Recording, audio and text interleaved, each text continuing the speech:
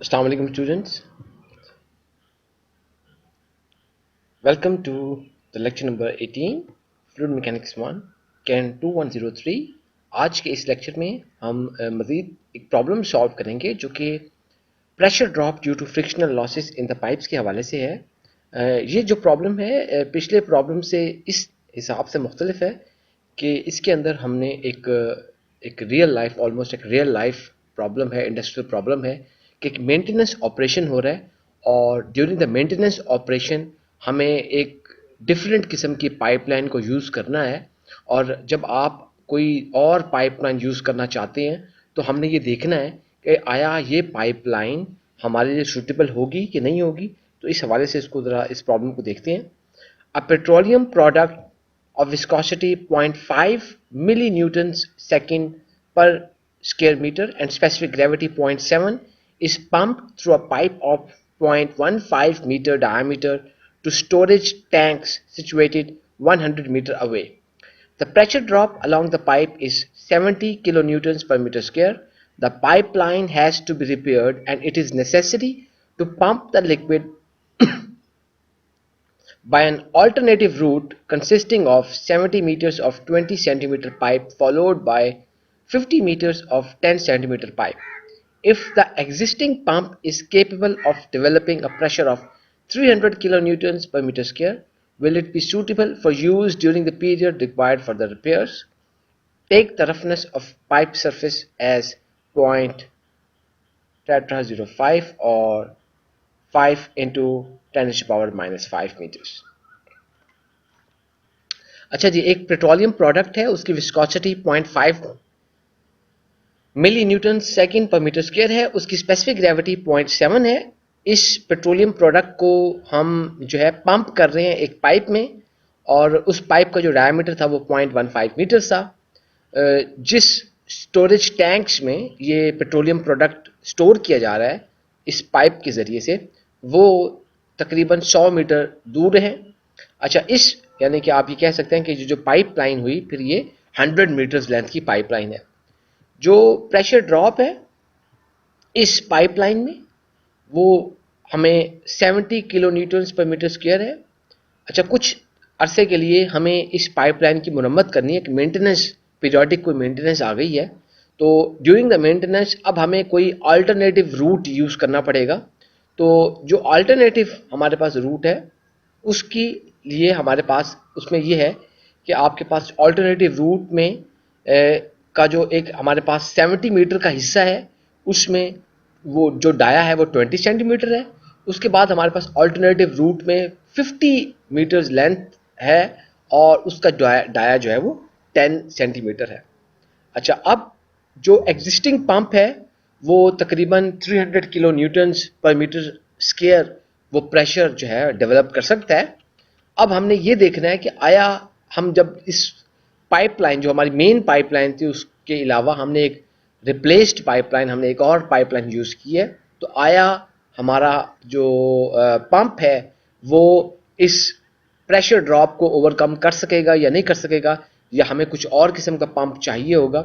तो हमने जो पाइप सरफेस की जो रफनेस की जो वैल्यू है तमाम पाइप्स के लिए 3 मुख्तलिफ किस्म के पाइप्स यूज़ किए गए हैं, हम उनके लिए ये वैल्यू ले सकते हैं। अब ज़रा गौर कीजिएगा, इस सवाल में हमारे पास बेसिकली एक पाइप का टुकड़ा है जो 70 मीटर्स और 20 सेंटीमीटर चौड़ा है, दूसरा इस तरह 50 मीटर्स लंबा है और उसका डाया 10 सेंटीमीटर है। और आप गौर कीजिए 20 सेंटीमीटर से जब आप 10 सेंटीमीटर डाया में आएंगे तो आपके पास एक सडन कॉन्ट्रैक्शन भी हो रही है। इसका मतलब जब आपको लॉसेस आप इसके कैलकुलेट करेंगे तो आपको इसके अंदर सडन कॉन्ट्रैक्शन का हिसाब किताब भी देखना पड़ेगा। यहाँ पर सिर्फ फ्रिक्शनल लॉसेस की बात नहीं होगी। सवाल में जो डाटा था हमारे पास पेट्रोलियम प्रोडक्ट की viscosity mu 0.5 into 10 power -3 Newton's पर सेकेंड मीटर स्क्वायर पर। स्पेसिफिक ग्रेविटी हमारे पास पेट्रोलियम प्रोडक्ट की 0.7 है। जो मेन रूट है उसमें जो पाइप का डायमीटर है वो 0.15 मीटर है, जो लेंथ है वो 100 मीटर है, जो प्रेशर ड्रॉप था वो 70 किलो न्यूटन्स पर मीटर स्क्वायर था और जो अल्टरनेटिव रूट था उसके अंदर हमारे पास पहला जो पाइप है पाइप नंबर 1 उसमें जो डायामीटर था वो 20 सेंटीमीटर्स था, 0.2 मीटर्स, और जो पाइप की लेंथ थी वो 70 मीटर्स थी। जो पाइप नंबर 2 था उसके साथ कनेक्टेड था, उसका डायमीटर 10 सेंटीमीटर, उसको G2 कहती है, और यानी कि 0.1 मीटर्स, और इस पाइप की जो लेंथ थी वो 50 मीटर्स थी। तमाम पाइप्स के लिए 3 मुख्तलिफ किस्म के पाइप्स थे हमारे पास, जो उनकी रफनेस है वो पॉइंट टेट्रा 05 या 5 इंटू 10⁻⁻5 मीटर्स। जो एग्जिस्टिंग पंप है वो प्रेशर जो डेवलप कर रहा है वो 300 किलो न्यूटन पर मीटर स्क्वायर कर रहा है। हमें ये मालूम करना है कि ये जो पंप है ये आया सूटेबल होगा कि नहीं जिस वक्त हम ये अल्टरनेटिव पाइपलाइन यूज़ करेंगे during the replacement, during the maintenance operation. तो जी इस प्रॉब्लम का बाकायदा आगाज़ करते हैं। तो सबसे पहले हमें, क्योंकि स्पेसिफिक ग्रेविटी गिवन है और जो लिक्विड्स होते हैं उनके केस में हम, जब आपने स्पेसिफिक ग्रेविटी आपको गिवन हो तो जो specific gravity of any liquid is equal to density of that liquid divided by the density of the water reference substance. तो बेसिकली हमारे पास ये गैसेस के लिए भी ऐसा ही होता है, उसमें होता है कि सिर्फ ये फार्मूला आता है कि specific gravity of a gas is equal to density of the gas divided by density of any reference gas, उसके लिए हम यूज़ करते हैं। अच्छा, तो जब आपके पास यहाँ पर specific gravity of petroleum product आ गया, इसका मतलब ये है कि density of the petroleum product divided by density of the water. तो हमारे पास यहाँ पर जो स्पेसिफिक ग्रेविटी थी वो 0.7 थी, और density of the petroleum product वो रो, और डेंसिटी ऑफ वाटर 1000 किलोग्राम्स पर क्यूबिक मीटर। तो आपने क्रॉस मल्टीप्लाई कर लिया तो डेंसिटी जो आ गई आपके पास इस पेट्रोलियम प्रोडक्ट की, दिस इज 0.7 मल्टीप्लाई बाय 1000, और the density is equal to 700 kilograms पर क्यूबिक मीटर। जी आगे बढ़ते हैं।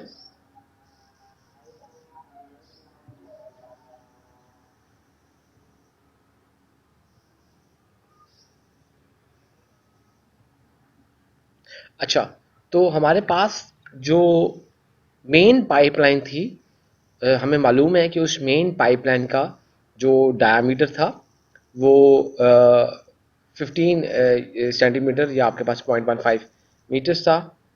तो हम क्रॉस सेक्शनल एरिया उसका फाइंड आउट कर लेते हैं, and the cross sectional area is π/4d²।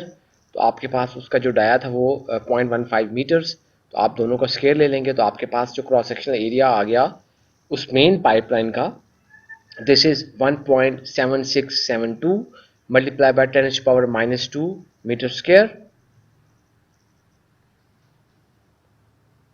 अच्छा जी, अब जो चीज़ हमें चाहिए, क्योंकि हमारे पास कोई फ्लो रेट्स गिवन नहीं है, हमें सिर्फ प्रेशर ड्रॉप की एक वैल्यू गिवन थी, लेकिन लकीली हमारे पास कुछ ऐसी रिलेशनशिप्स हैं जिनके ज़रिए हम उसकी जो है वो फ्लो रेट भी हम डिटरमिन कर सकते हैं। तो बेसिकली आपके पास जो है हमने वॉल्यूमेट्रिक फ्लो रेट डिटरमिन करना है कि पेट्रोलियम प्रोडक्ट का, कि किस वॉल्यूमेट्रिक फ्लो रेट के साथ वो जो पेट्रोलियम प्रोडक्ट है वो फ्लो कर रहा है मेन पाइपलाइन में से। और इसके लिए हम ये रिलेशनशिप यूज़ करेंगे जिसमें आपके पास जो फ्रिक्शन फैक्टर, एक फ्रिक्शन फैक्टर ग्रुप है, φr² is equal to minus delta P f d cube rho over 4l mu square.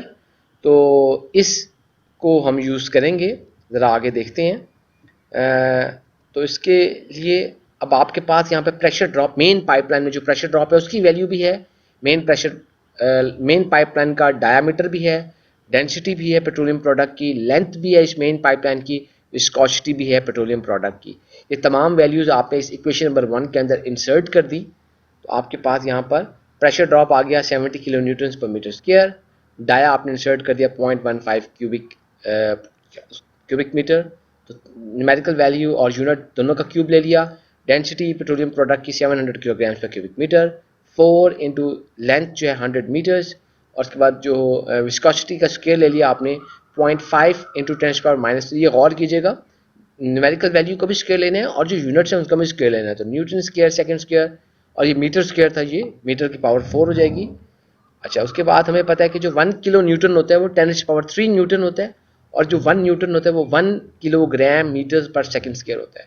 याद रखिएगा कि ये जो ग्रुप है ये एक डायमेंशनलेस ग्रुप है, तो आपके पास कोई डायमेंशन, कोई यूनिट नहीं आएगा।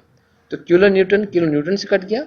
उसके बाद देखिए कि आपके पास एक न्यूटन यहाँ पर है, एक न्यूटन यहाँ है, ये इस न्यूटन स्क्वायर से कट गया। इसी तरह ये सेकंड स्क्वायर इस सेकंड स्क्वायर से कट गया, ये किलोग्राम इस किलोग्राम से कट गया। उसके बाद आप देखिए कि आपके पास जो है 1 मीटर यहाँ पर है, और ये जो है हमारे पास सॉरी, ये क्यूबिक मीटर इस क्यूबिक मीटर से कट गया।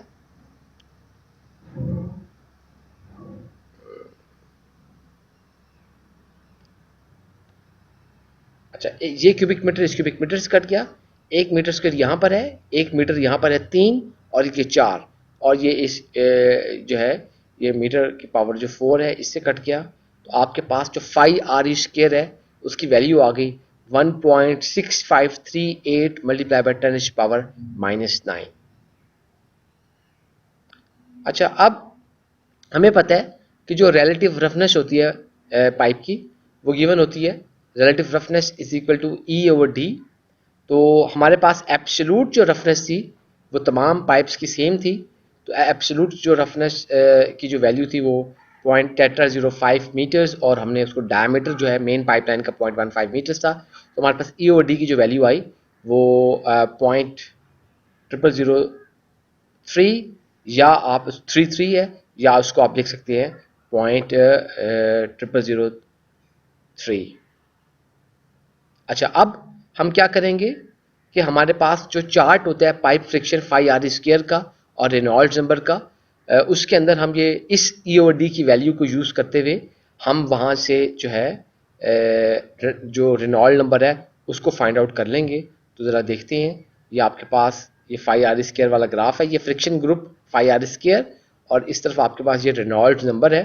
तो अगर आप यहाँ देखें तो यहाँ पर हमने ये पॉइंट, देखिए आपके पास ये 0.0003 वाली जो लाइन थी, इस लाइन के साथ ये 0.0003 वाली, इसके साथ आपने यहाँ से जो 1.65 मल्टीप्लाई बाय 10⁻⁹ जो फ्रिक्शन ग्रुप था आपके पास 5r² की वैल्यू थी, उसको आपने जब टच किया उसके बाद आपने इसको हॉरिजॉन्टली इसको एक्सटेंड कर दिया रेनॉल्ड्स नंबर तक। तो इस ग्राफ से आपको जो रेनॉल्ड्स नंबर की वैल्यू आई, दिस वैल्यू इज 9.5 इंटू 10⁻⁵। इसमें ज़रा ख्याल रखिएगा एक चीज़ जो इसके पढ़ने का तरीका है।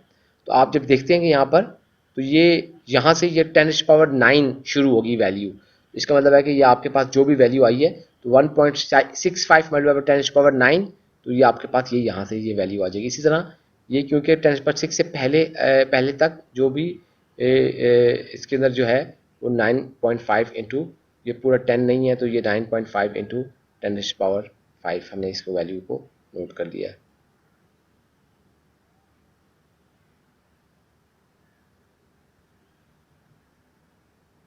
अच्छा जी, अब हमें पता है कि जो रेनॉल्ड्स नंबर है वो du रो ओवर म्यू है। इसको अगर रीअरेंज करें तो इसमें से हम वेलोसिटी की टर्म्स में हम इसको रेनॉल्ड नंबर को लिख सकते हैं।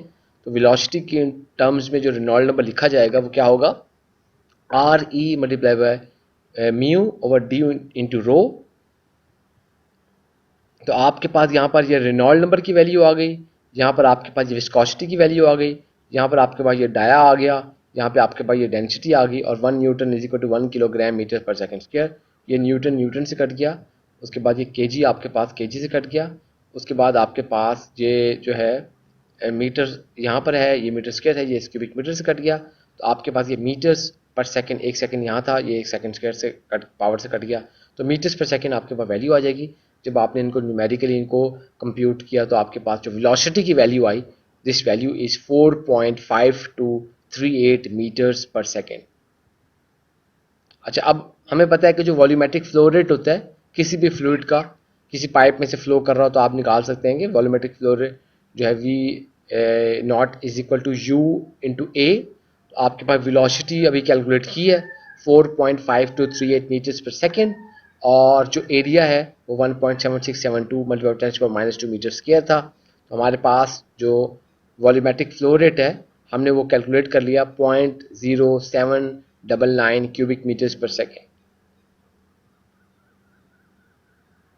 अच्छा जी, अब ये तो थी हमारी मेन पाइपलाइन। अब मसला आया कि अब एक मेंटेनेंस ऑपरेशन था, और ड्यूरिंग दिस मेंटेनेंस ऑपरेशन आपकी इस मेन पाइपलाइन की रिपेयर्स हो रही हैं। तो हमें एक ऑल्टरनेटिव जो है पाइपलाइन यूज़ करनी पड़ेगी। तो ये आपको उसकी तस्वीर नज़र आ रही है। ये ऑल्टरनेटिव जो पाइपलाइन है उसका जो पहला हिस्सा है वो 70 मीटर लंबा है, और जो उसका दूसरा पोर्शन है उस पाइपलाइन का वो 50 मीटर्स लॉन्ग है, उसकी जो लेंथ है। उसके बाद जो, इसीलिए आपने इसको लिख दिया ये पाइप 1 है, ये आपका पाइप 2 है। तो पाइप 1 का जो डायमीटर है वो 0.2 मीटर्स है, पाइप 2 का जो डायमीटर है वो 0.1 है। इसका मतलब है कि हम इस पाइप के लिए सेपरेटली प्रेशर ड्रॉप कैलकुलेट करेंगे, इस पाइप के लिए हम सेपरेटली प्रेशर ड्रॉप कैलकुलेट करेंगे, प्लस जब ये देखिए ये फ्लो डायरेक्शन इस फ्लो डायरेक्शन के साथ फ्लो कर रहा है, तो आपके पास इस पॉइंट पर एक सडन कॉन्ट्रैक्शन भी आई है, उसकी वजह से भी कोई एनर्जी लॉसेज आएंगे, तो हम उनको भी कैलकुलेट करेंगे ताकि हम ओवरऑल अपने जो लॉसेज हैं उनको देख सकें। तो आपके पास जो इस ऑल्टरनेटिव पाइपलाइन के अंदर हमारे पास जो पहला पोर्शन था जिसको पाइप 1 था, तो उसका अगर हम क्रॉस सेक्शनल एरिया निकाल लें तो A1 हो जाएगा पाई बाय 4 D1 स्क्वायर, या A1 is equal to pi by 4। तो D1 जो था आपका 0.2 उसका भी स्क्वायर आ जाएगा, उसका यूनिट का भी स्क्वायर आ जाएगा। तो हमारे पास जो क्रॉस सेक्शनल एरिया आया 3.1416 multiply by 10 power -2 metre square. तो आपके पास उसकी वैल्यू आ गई 3.1416 multiply by 10 power -2 metre square. इसी तरह जो दूसरा पोर्शन था हमारे पास पाइप का, जो आपके पास 10 सेंटीमीटर जिसका डायमीटर था, तो उसका क्रॉस सेक्शनल एरिया इसी तरह निकाल लेंगे। तो उसका जो क्रॉस सेक्शनल एरिया आपने निकाला वो 7.854 multiply by 10 power -3 metres square. अब हमने जो है इनके ऑलरेडी, क्योंकि आपने इसको निकाल लिए हैं क्रॉस सेक्शनल एरिया, हमें पता है फ्लो रेट, क्योंकि हम फ्लो रेट ऑलरेडी, जो फ्लो रेट फर्स्ट पाइपलाइन का होगा वही फ्लो रेट सेकेंड पाइपलाइन में भी होना चाहिए। फ्लो रेट हम निकाल चुके हैं। तो अब हमारे लिए जो वेलोसिटी है इन अल्टरनेटिव पाइपलाइंस के अंदर निकालना हमारे लिए काफ़ी आसान हो गया है। तो हमने जब इसको निकालना है तो आपको पता है जो वेलोसिटी है volumetric flow rate divided by area है। तो आपके पास जो है जो पाइप नंबर 1 के अंदर जो वेलोसिटी होगी, पाइप नंबर 1 में जो वेलोसिटी होगी वो U1 होगी V/A1। तो आपने वॉल्यूमेट्रिक फ्लो रेट और उसको क्रॉस सेक्शन पाइप नंबर 1 के क्रॉस सेक्शन एरिया पे डिवाइड कर दिया, तो हमारे पास जो पाइप नंबर 1 की जो वेलोसिटी है, दिस वेलोसिटी इज 2.5433 मीटर्स पर सेकेंड आ गई। इसी तरह हमारे पास पाइप नंबर 2 की वेलोसिटी निकाल लेते हैं, which will be the volumetric flow rate divided by the cross sectional area of the pipe 2। तो आपने जब इनको डिवाइड किया तो आपके पास पाइप 2 की जो वेलोसिटी आई, दिस वेलोसिटी इज 10.1732 मीटर्स पर सेकेंड।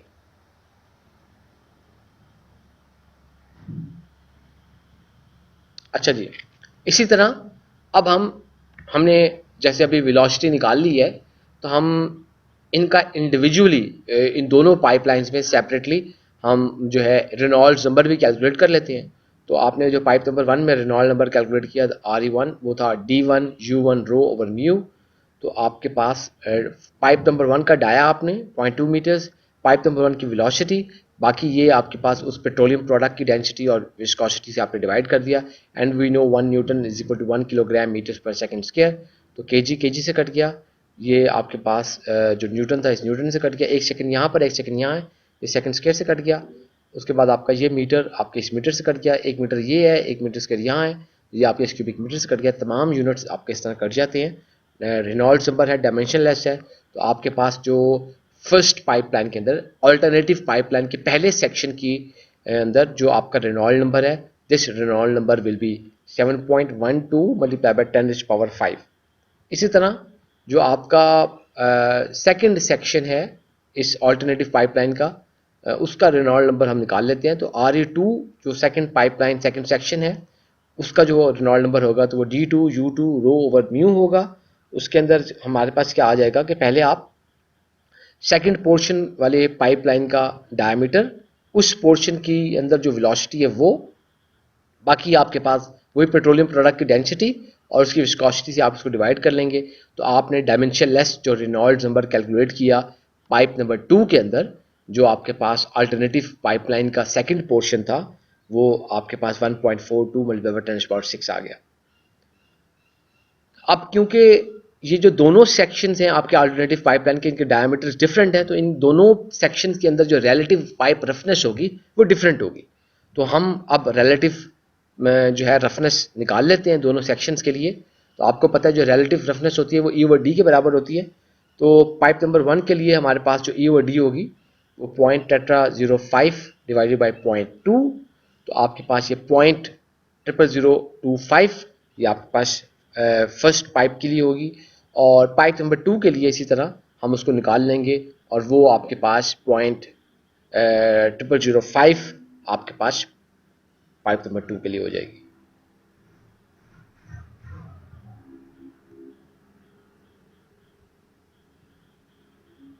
अच्छा जी, अब हम ज़रा पाइप फ्रिक्शन निकाल लेते हैं ऑल्टरनेटिव पाइपलाइन के अंदर, दोनों सेक्शंस के अंदर उसके। तो ऑल्टरनेटिव पाइप फ्रिक्शन निकालने के लिए आपको पता है कि हमारे पास एक जो है पाइप फ्रिक्शन 5 मालूम करने के लिए आपको रेनॉल्ड्स नंबर चाहिए होता है और ई ओवर डी चाहिए होती है। दोनों चीज़ें मालूम है। तो इन दोनों चीज़ों में आप देखें पाइप नंबर 1 के लिए हमारे पास जो रेनॉल्ड नंबर था वो 7.12 मल्टीप्लाई बाय 10⁵ था और ई ओवर डी जो था वो 0.00025 था। तो आप इसको बड़ी आसानी के साथ इस ग्राफ की मदद से आप देख सकते हैं कि ये अगर आप ग्राफ देखें तो आपके पास यहाँ पर ये रेनॉल्ड नंबर जो है आपके पास 7.12 मल्टीप्लाई बाय 10⁵ और ये जो आपको लाइन हमने टच कर रहे हैं, ये जो लाइन है आपके पास ये 0.00025 हमारे पास जो है ये ई ओवर डी जो रिलेटिव रफनेस की जो लाइन है, ये ई ओवर डी की लाइन आपके पास 0.00025 की लाइन जा रही है। और उसके बाद जब आपने यहाँ से रेनॉल्ड नंबर से इसको वर्टिकली आपने इस लाइन को टच किया तो उसके बाद आप जो है एक हॉरिजॉन्टल एक लाइन पैरेलल टू जो एक्स एक्सिस आप उसको खींचेंगे until it touches the friction factor वाली जो आपके पास है। तो आपके पास जो पॉइंट आ जाएगी फ्रिक्शन फैक्टर 5 की वैल्यू आ जाएगी। This value dimensionless value is 0.001875। तो हमारे पास फर्स्ट पाइप सेक्शन के अंदर हमारे पास जो पाइप फ्रिक्शन की जो वैल्यू आई वो 0.001875 आई। बिल्कुल इसी तरह हम पाइप नंबर 2 के लिए भी निकाल लेते हैं। तो पाइप नंबर 2 में आपका रेनॉल्ड नंबर जो था वो 1.42 मल्टीप्लाई बाय 10⁶ था और जो रिलेटिव रफनेस ई ओवर डी थी वो 0.0005 थी। तो इसको जब आप निकालेंगे तो इसको निकालने के लिए हम बिल्कुल यही कुछ करेंगे, ये आप देख सकते हैं हमारे पास। अच्छा, अब मसला इसमें ये था कि आप ज़रा देखिएगा मेरे पास यहाँ पर 1.42 इंटू 10⁶ था। तो ऑब्वियसली तो मैं इसको यही ऑलमोस्ट आप इसको 10⁶ ले लें। बाकी मैं आपको ऑलरेडी बता चुका हूँ कि हमारे पास वो जो अगर आप ग्राफ देखें कूर्सन की किताब के साथ ना अपेंडिसेस में वो एक बड़ा सा चार्ट भी लगा हुआ है, उसमें हाई पावर्स तक भी मौजूद है। ज़्यादा एक्यूरेसी के लिए आप वो भी यूज़ कर सकते हैं। तो आपके पास बिल्कुल इसी तरह ये 0.005 वाली लाइन हमने यहाँ पर अंदाज़ा से इसको यहाँ पे इसको टच कर दिया है और उसके बाद यहाँ से आपने उसको एक्सटेंड कर लिया है तो आपको पास 0.002 फ्रिक्शन फैक्टर ये वैल्यू आ गई है। हमने 0.002 फ्रिक्शन फैक्टर की वैल्यू निकाल ली है। अच्छा जी, अब हमारे पास जो है जो प्रेशर ड्रॉप आप निकालेंगे, यानी कि हम निकालना चाहेंगे आप प्रेशर ड्रॉप, ताकि हमें पता लगे कि हर सेक्शन में पाइप की कितना जो अल्टरनेटिव पाइपलाइन में कितना प्रेशर ड्रॉप था। तो आपको पता है कि जो प्रेशर ड्रॉप निकालने के लिए हमारे पास रिलेशनशिप है कि minus delta P f is equal to 4πL/d rho u square. तो पाइप नंबर 1 के लिए जब आप ये इक्वेशन लगाएंगे तो ये आपके पास pressure drop in pipe number 1 उसके लिए आपके पास यहाँ 451L1D1 रो U1 स्क्वायर। तो हमारे पास यहाँ पर पाइप 1 की friction factor, length of the pipe 1 which was 70 metres, diameter of the pipe 1 0.2 metres, density वैसे की वैसी आ जाएगी, वेलोसिटी इन द पाइप 1। तो आपके पास जब आपने ये कर लिया तो उसके बाद आप ये देखिए कि हमारे पास 1 न्यूटन जो है 1 किलोग्राम मीटर्स पर सेकंड स्क्वायर और 10⁻³ न्यूटन 1 किलो न्यूटन के बराबर है। तो न्यूटन न्यूटन से कट गया, ये केजी से कट गया और उसके बाद आपके पास जो है ये एक क्यूबिक मीटर है, मीटर स्क्वायर, और आपके पास यहाँ पे इस जो है वो मीटर स्क्वायर से कट गया। उसके बाद आपके पास जस्ट होल्ड मी सेकेंड, ये जो क्यूबिक मीटर है आपके पास ये मीटर स्क्वायर इसकी भी है, 1 मीटर यहाँ पे बच गया, 1 मीटर यहाँ पे बच गया, और आपके पास यहाँ पर किलो न्यूटन्स बच गया। उसके बाद आपने जो प्रेशर ड्रॉप आपने फाइंड आउट किया पाइप नंबर 1 में, this pressure drop is 11.8856 kilo Newton's पर मीटर स्क्वायर। इसी तरह पाइप नंबर 2 के अंदर भी हम प्रेशर ड्रॉप फाइंड आउट कर लेंगे, which is same equation use करके। उसमें सिर्फ ये होगा कि आपके पास जो फ्रिक्शन फैक्टर की जो वैल्यू है वो पाइप नंबर 2 की वैल्यू यूज़ करेंगे, फ्रिक्शन फैक्टर की 0.002। Length of the pipe 2 in the alternative pipeline was 50 metres, diameter जो था उसका 0.1 मीटर था, जो वेलोसिटी थी वो 10.1732 मीटर स्क्वायर। इसी तरह आपके पास जो प्रेशर ड्रॉप आ जाएगा बिल्कुल सेम तरीके के मुताबिक, वो आपके पास 289.7832 किलो न्यूटन्स पर मीटर स्क्वायर हमारे पास ये प्रेशर ड्रॉप आ जाएगा। अच्छा जी, अब जैसे कि आपको शुरू में मैं बता चुका हूँ, एक दफ़ा दोबारा देखते हैं हम इसको, कि हमारे पास ये जो पाइपलाइन थी, इस पाइपलाइन में जो अल्टरनेटिव पाइपलाइन थी, इस अल्टरनेटिव पाइपलाइन में इस पॉइंट के ऊपर अगर आप देखिए, जो आपके पास ये जो पॉइंट है, इस पॉइंट में आपके पास यहाँ पर क्योंकि एक सडन कॉन्ट्रैक्शन भी हो रही है, इसका मतलब है कि फर्दर प्रेशर ड्रॉप आएगा because of this sudden contraction. इसीलिए हम यहाँ पर प्रेशर ड्रॉप फाइंड आउट करेंगे इस जंक्शन पर, जहाँ पर 2 पाइप्स मिल रहे थे। आपके पास एक पाइप जो है सडन कॉन्ट्रैक्शन का एक फिनोमेना जो है वो टेक प्लेस कर रहा था। तो इस जंक्शन के ऊपर बेसिकली हमारे पास जो है वो जो हमारे पास हम उसको प्रेशर ड्रॉप हम फाइंड आउट करना चाहेंगे। हम बेसिकली इस प्रेशर ड्रॉप निकालेंगे due to the sudden contraction at this junction. तो हमारे पास जो प्रेशर ड्रॉप का लिए हम ऑलरेडी ये फार्मूलाज ड्राइव कर चुके हैं। सडन कॉन्ट्रैक्शन के अंदर हमने हेड लॉसेस, प्रेशर लॉसेस के लिए मुख्तलिफ किस्म की हमने उसकी इक्वेशंस बनाई थी। इसको मैंने माइनस डेल्टा पी सी लिख दिया ताकि आप उसको आइडेंटिफाई कर सकें। This is a pressure drop due to sudden contraction. तो उसका लिए जो फॉर्मूला है वो rho into U two square divided by 8। तो डेंसिटी आपके पास फ्लूइड की 700 किलोग्राम पर क्यूबिक मीटर, जो velocity in the pipe 2 10.1732, U2 का स्क्वायर है तो मीटर स्क्वायर पर सेकंड स्क्वायर 8, और 1 न्यूटन जो है 1 किलोग्राम मीटर पर second square, 10⁻³ Newton 1 kilo Newton. Newton newton से कट गया, सेकंड स्क्वायर से कट गया, केजी केजी से कट गया।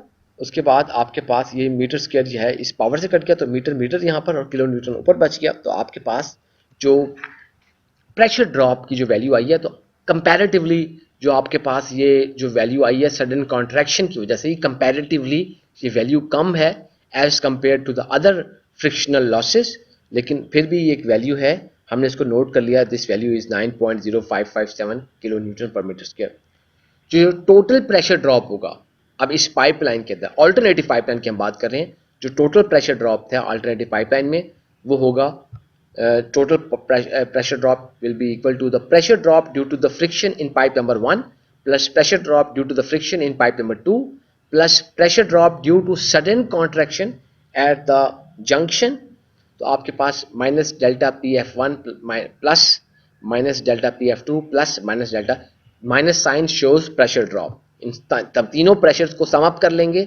तो जब आपने सम अप किया तो हमारे पास टोटल जो प्रेशर था वो 310.7245 किलो न्यूटन पर मीटर स्क्वायर था।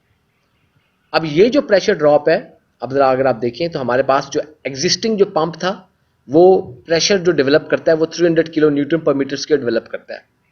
लेकिन जो अल्टरनेटिव पाइपलाइन हमने अभी देखी है, हमने जो कैलकुलेशन की है, इस कैलकुलेशन के मुताबिक हमारी अल्टरनेटिव पाइपलाइन के अंदर जो प्रेशर ड्रॉप आ रहा है वो प्रेशर ड्रॉप 310.7245 किलो न्यूटन पर मीटर स्क्वायर। इसका मतलब है कि ये जो पंप है ये अब हमारे लिए सूटेबल नहीं रहा।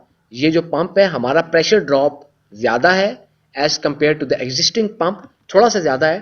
तो अगर हम स्मूथ ऑपरेशन करना चाहते हैं और हम चाहते हैं कि हमारे पास किसी किस्म के फ्लो रेट में कोई फ्लक्चुएशन ना आए, कॉन्टीन्यूसली आपके पास उसी तरह जो पेट्रोलियम प्रोडक्ट है वो फ्लो करती रहे, तो उसके लिए ये लाजमी है कि जो आप during the repairs of the main pipeline जब आप अल्टरनेटिव पाइपलाइन यूज़ करें तो आपको एक डिफरेंट किस्म का पंप यूज़ करना पड़ेगा जिसकी जो पावर हो वो 311 किलो न्यूटन पर मीटर स्क्वायर से ज़्यादा हो। तो अगर हम इसको फर्दर सॉल्व करना चाहें तो इसमें ये सवाल भी ऐड किया जा सकता था कि भाई आप बताइए कि अगर पंप हमारे पास जो है अगर 60% पंप की एफिशिएंसी हो तो बताइए कितने हॉर्स पावर का पंप आप यहाँ पे लगना चाहिए।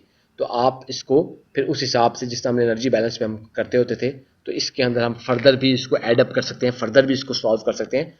आप पंप का जो साइज़ है वो भी बता सकते हैं कि इतने हॉर्स पावर का या इतने किलोवाट का जो पंप है वो हम यहाँ पे यूज़ करें। तो आप देख सकते हैं कि because the complexity level is increasing, तो ये हमारे पास डिफरेंट किस्म के सिनेरियोज हो सकते हैं जिन सिनेरियोज को देखते हुए हमें ये देखना है कि हमारे पास जो गिवन कंडीशंस हैं उनके मुताबिक हम किस तरह से इसको सॉल्व करें। तो हमारे पास जो भी सिस्टम है उस सिस्टम के अंदर हम इन प्रेशर ड्रॉप उसको हम जो है इग्नोर नहीं कर सकते, हमें इनका ख़ास ख्याल रखना है। और जब हम इनका ख्याल रखें तो हमें ये मालूम होना चाहिए कि हमारे पास जो फ्लो कंडीशंस हैं, जो भी प्रोसेस की कंडीशंस हैं, उन कंडीशंस के अंदर हमें इन लॉसेस को इग्नोर ना करते हुए जो भी अल्टरनेटिव जैसे पंप्स वगैरह हमने इंस्टॉल करने हैं तो पंप्स वगैरह के लिए हमारे पास पता होना चाहिए कि हमारे पास क्या क्या चीज़ें हैं जिसके लिए हम ये पंप ड्रॉ इसके लिए कर रहे हैं। So students, this was our lecture number 18, fluid mechanics 1 can 2103.